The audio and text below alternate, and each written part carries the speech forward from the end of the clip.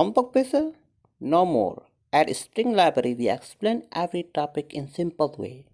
Join the learning family and score high every day.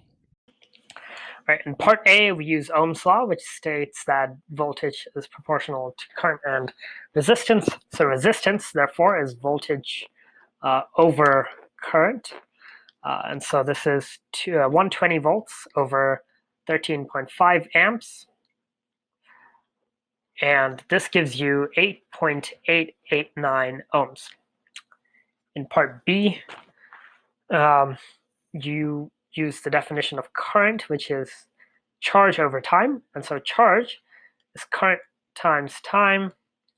And so this is 13.5 amps times 15 minutes times 60 seconds.